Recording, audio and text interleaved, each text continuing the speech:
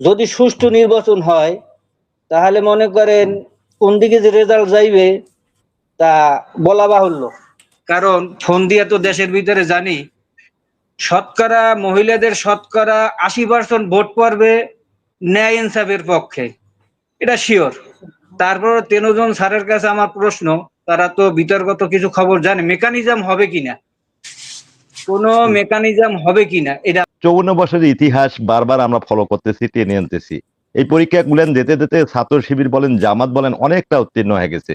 তারা এখন সর্বদিক থেকে, সকল দিক থেকে পারদর্শী। লেখাপড়ায় বলেন, যোগ্যতায় বলেন, রাজনৈতিক দক্ষতায় বলেন, সবার উপরে। এরপরে যদি আমরা ট্যাগ দিয়ে তাদেরকে নিস্তেজ করতে চাই, তাহলে আমরা কাদেরকে আনতে চাচ্ছি?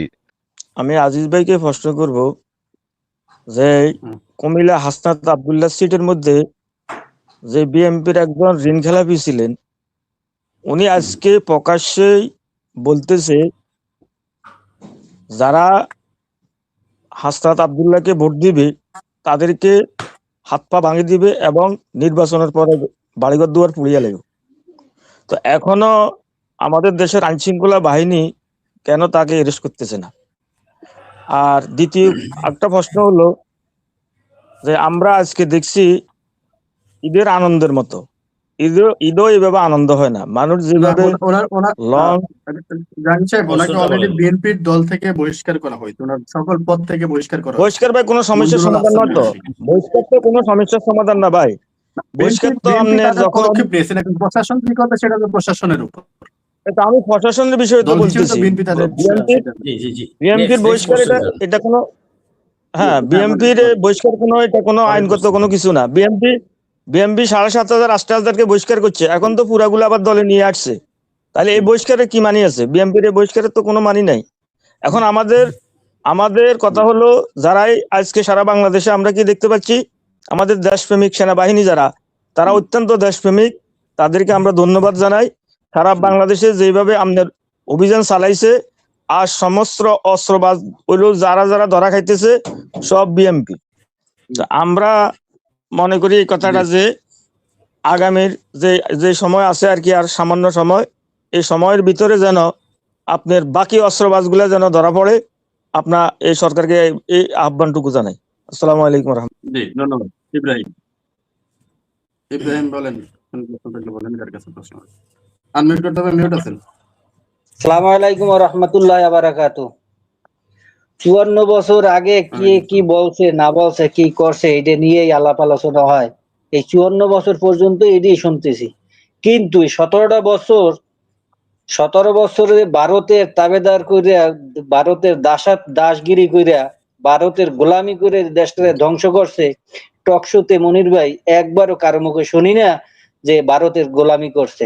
কিন্তু 51 বছর আগে গোলাম আজম বলছিল স্বাধীনের সময় যে আমরা শিয়ালের কাছ থেকে দেশ আনি, মুরগি এনে বাঘের কাছে দিতে চাই না। এতে যদি এদের এই জামাতের দোষ হয়ে থাকে, তাহলে 17 বছর যে গোলামি করছে, গোলামি কইরা যে দেশটাকে ধ্বংস করছে, এই ব্যাপারে আমরা কোনো কিছু বলি না। যাই হোক, এখন আমার 2জন সেনা অফিসার আছে অবসরপ্রাপ্ত, তাদের কাছে আমার প্রশ্ন। তিনজন, সরি, 3 জনের কাছেই আমার জানার ইচ্ছা। তো যদি সুষ্ঠু নির্বাচন হয় তাহলে মনে করেন কোন দিকে যে রেজাল্ট যাইবে তা বলা বাহুল্য। কারণ ফোন দিয়ে তো দেশের ভিতরে জানি শতকরা মহিলাদের শতকরা 80% ভোট পড়বে ন্যায় ইনসাফের পক্ষে, এটা শিওর। তারপর 3 স্যারের কাছে আমার প্রশ্ন, তারা তো বিতর্কত কিছু খবর জানে, মেকানিজম হবে কিনা, কোনো মেকানিজম হবে কিনা, এটা আমার প্রশ্ন। আসসালামু আলাইকুম। জি ধন্যবাদ। মামুন সাহেব বলেন। মামুন। বিসমিল্লাহির রহমানির রহিম। সম্মানিত উপস্থিতি, আসসালামু আলাইকুম। বাংলাদেশ প্রীতি তো আমাদের একটা মনের মধ্যেই থাকে, আর এই জন্যই মনির ভাই আপনার কাছে মাঝে মাঝে টক শোতে আসি এবং এ নিয়ে আমরা পরে থাকি। এটা আমাদের একটা স্বদেশ প্রেমের একটা ইঙ্গিতও বলতে পারেন, চিহ্ন বলতে পারেন। ফিরদৌস স্যার যে কথাটা বললেন যে ডক্টর ইউনূস কি ছিলেন, আসলে আমরা হারে হারে টের পাবো যখন আমাদের দাঁত থেকে দাঁতের মর্যাদাটুকু বুঝি না, যখন থাকবে না তখন বুঝি যে কদর আর মর্যাদা।